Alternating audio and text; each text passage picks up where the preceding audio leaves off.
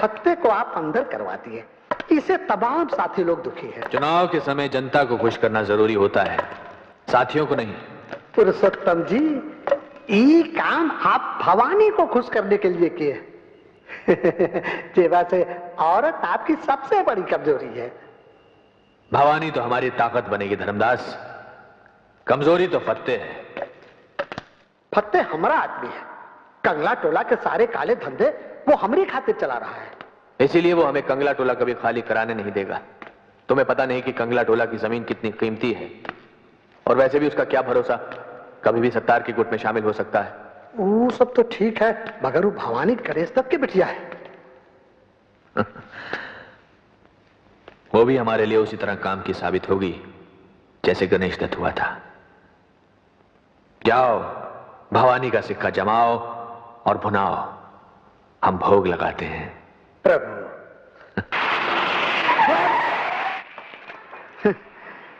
कितना कम है फासला मौत और जिंदगानी के बीच का केशव कुमार। पाल भर गड़िया इधर उधर चली जाती तो जेबा से आप काल के गाल में चले जाते। अब आराम से हमरे संग गड़िया में बैठा जाए और हम जौन प्रसाद लाए हैं सो ग्रहण किया जाए। धर्मदास जी, आप अपनी घूस समेत फौरन चले जाइए। कहीं नखराबाजी में आप ही न चले जाएं इस दुनिया से। आप मुझे धमकी दे रहे हैं? धमकी नहीं, वचन दे रहे हैं। जो हमारे खिलाफ केस वापस न लिया तो आपकी पवित्र आत्मा को देह के पापी पिंजरे से मुक्त करवा दिया जाएगा। चलो।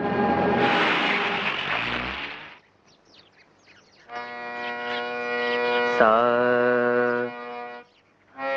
रे गा मा पा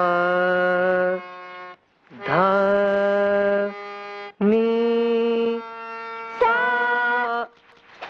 भाई वाह गोपाल भैया, तुम खुद तो सारा दिन सारे गा माँ करते रहते हो, अब इसे भी करने लगे हैं? और माँ को अकेला क्यों छोड़ दिया कमरे में? माँ के पास केशव भाई साहब बैठे हैं। हाँ, अब जा करके रट्टा मारो, चलो।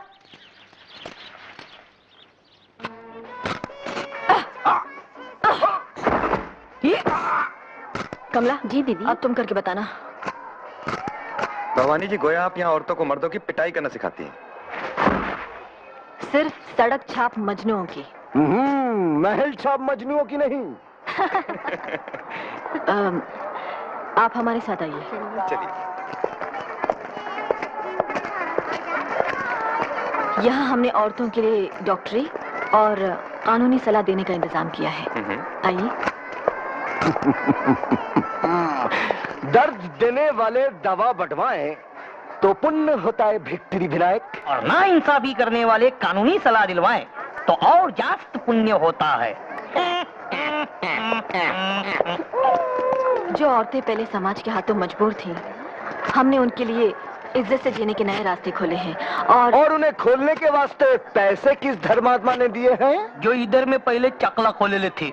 इंस्पेक्टर, आपको यहाँ कोई काम है? है ना, सलाम करना है कंगला टोला के नए दादा नई दादी को।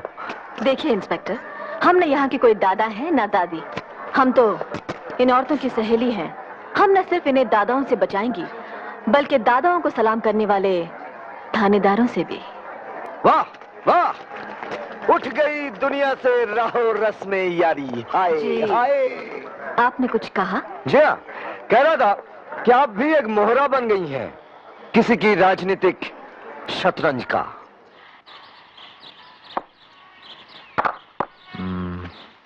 नमस्कार पुरुषोत्तम जी। आओ भवानी आओ। मंगल ने बताया कि आपने हमें याद किया है। भाई, काम के वक्त काम के आदमी को ही याद किया जाता है। दरअसल हमें पार्टी के चुनाव प्रचार के लिए कोई काम का आदमी नहीं मिल रहा, तुम ये जिम्मेदारी संभाल लो। रामू जी साहब। जरा लाइब्रेरी में चाय रखवाना। अच्छा साहब। मैंने चरणदास से कहा है कि अगर हमारी पार्टी की सरकार बने तो तुम्हें समाज कल्याण मंत्री बनाए। लेकिन पुरुषोत्तम जी, हम किसी पार्टी या सरकार की नहीं, जनता की सेवा करना चाहते हैं। आओ भवानी, मैंने भी कभी किसी सरकारी गद्दी पर बैठना मंजूर नहीं किया। मेरे गुरुजी का कहना था कि सरकार से किसी भी तरह जुड़ना अपने हाथों में सोने की हथकड़ियां डलवा लेना है। आपके गुरु कौन थे? आपके गुरु? करमवीर गणेश दत्त जी। करमवीर गणेश दत्त जी आपके गुरु थे? थे और आज भी हैं।